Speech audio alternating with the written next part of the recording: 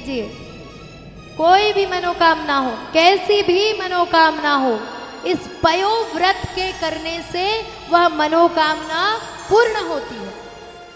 और देवताओं को पुनः धन संपत्ति उनका श्री प्रदान करने के लिए माता अदिति ने यह पयोव्रत किया। पयोव्रत कब किया जाता है? फाल्गुन मास के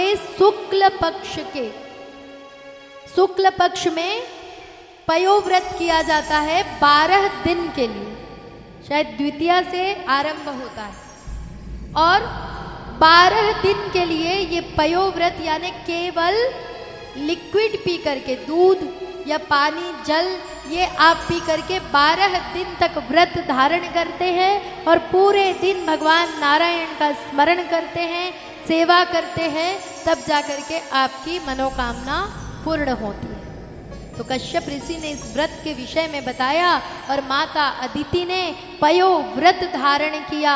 पयोव्रत के प्रभाव से भगवान नारायण माता अदिति के ऊपर प्रसन्न हुए और आकर के उन्हें वरदान दिया कि माता जी आप चिंता मत कीजिए, मैं आपके घर में स्वयं पधारने वाला हूं।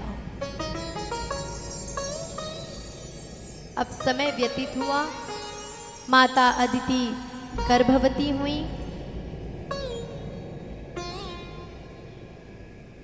समय बीतने के साथ साथ बड़ा शुभ समय आया।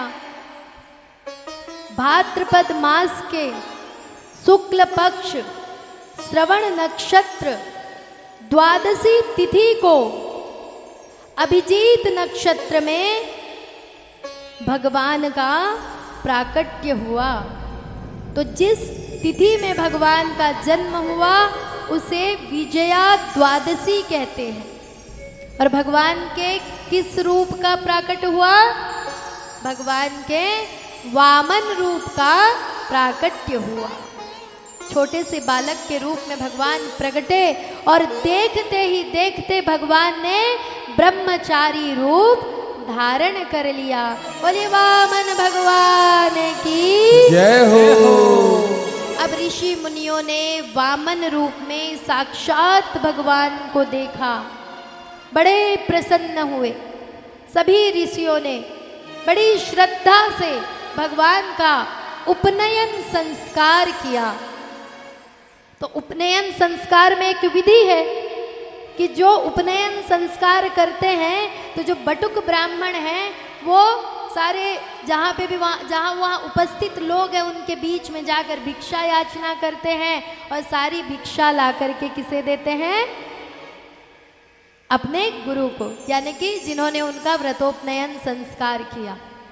तो भगवान का जब व्रतोपनयन संस्कार हुआ तो भगवान ने भी भिक्षा याचना की और भिक्षा मांग करके बृहस्पति जी को जब अर्पण किया तो बृहस्पति जी ने वो भिक्षा स्वीकार नहीं की।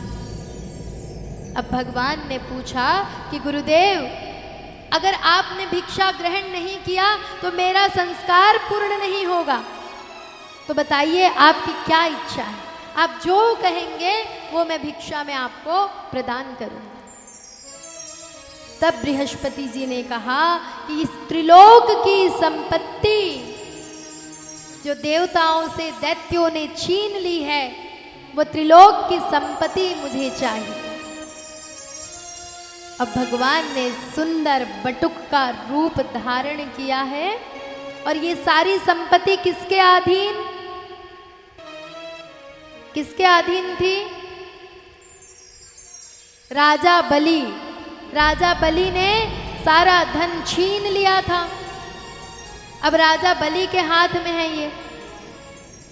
तो भगवान जो है सुंदर बटुक रूप धारण करके ठुमक ठुमक करके राजा बलि के पास पधारे। और राजा बलि कहाँ थे उस समय? नर्मदा नदी के उत्तर तट पर भृगु कक्ष नामक स्थान पर राजा बलि यज्ञ कर रहे थे। तो जैसे ही भगवान वामन राजा बलि के पास पहुँचे तो राजा बलि ने ऐसे सुंदर स्वरूप भगवान का देखा और उनका मन भजन करने लगा। तो आइए हम सब भी मिल करके भगवान के उस रूप का दर्शन करते हैं।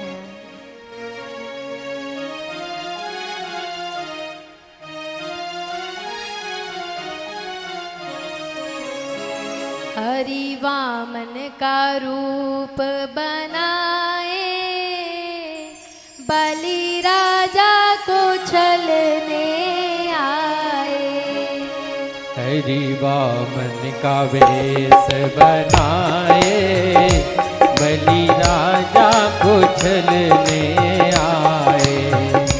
हरि वामन का रूप बनाए, बलि राजा को छलने आए। हरि वामन का वेश बनाए, बलि राजा को छलने आए। हरि वामन का भेष बनाए, बलि राजा को छलने आए।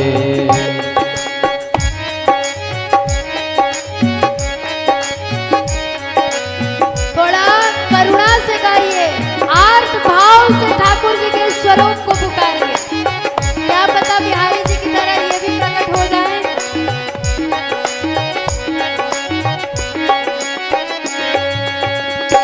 इनके नन्हे नन्हे हाथ, इनके नन्हे नन्हे पाँव, इनके नन्हे नन्हे हाथ, इनके नन्हे नन्हे पाँव। इनके नन्हे नन्हे हाथ, इनके नन्हे नन्हे पाँव। इनके नन्हे नन्हे हाथ, इनके नन्हे नन्हे पाँव। हरि मंद मंद मुस्काए, बलि राजा को छलने आए।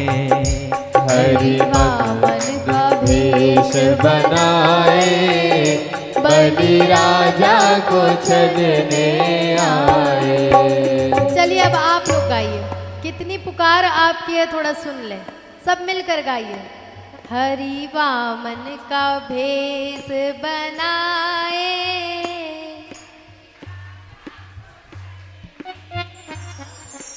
हरि वामन का भेष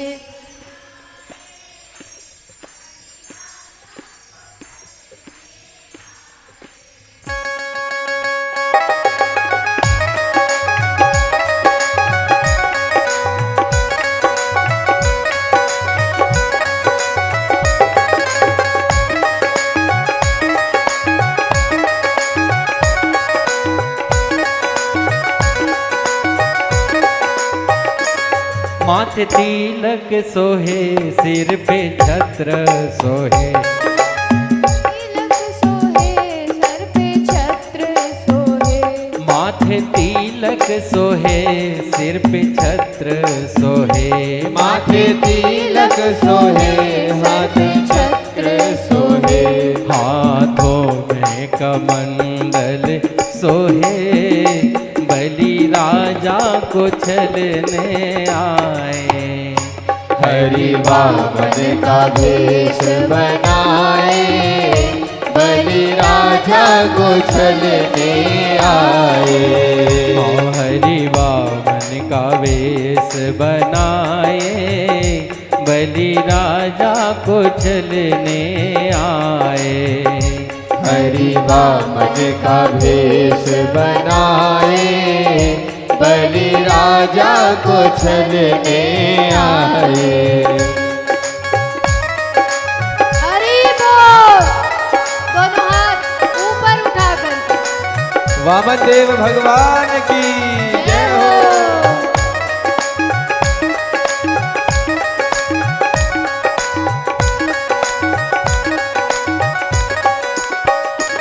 कांधे जनेऊ सोहे, सर पे चोटी सोहे। देखिए कितनी सुंदर छवि है भगवान, सर पे चोटी सोहे। भगवान ने क्या धारण किया है? जनेऊ धारण किया है। कांधे जनेऊ सोहे और सर पर चोटी सोहे। तो हम ब्राह्मणों का भी ऐसा स्वरूप देखते हैं ना, इसीलिए कहते हैं ब्राह्मण भगवान की जय हो।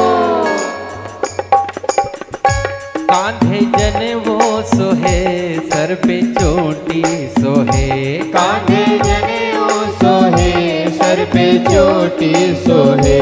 चरणों में खड़ाऊ सुहाए, बलि राजा को छलने आए।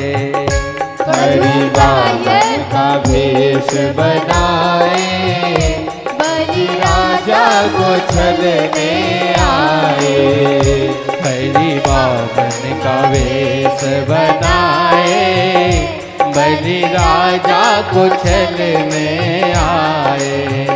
हरि वामन का वेश बनाए, बलि राजा को छलने आए। हरि वामन का वेश पूरे मन बनाए, बलि राजा को छलने आए।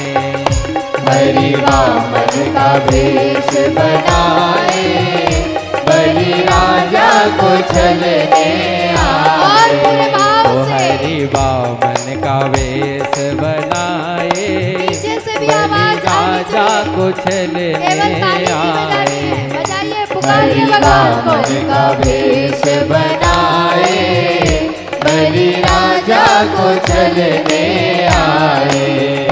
हरि वामन का वेश बनाए, बलि राजा को छलने आए। हरि वामन का वेश बनाए, बलि राजा को छलने आए।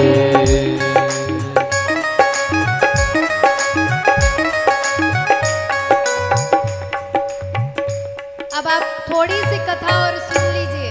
देखिए, आपके आर्द्र पुकार से वामन भगवान प्रकट हो गए हैं, पर इसके आगे थोड़ी सी और कथा आप सुन लीजिए, उसके बाद फिर से बड़े सुंदर भजन का हम आनंद लेंगे।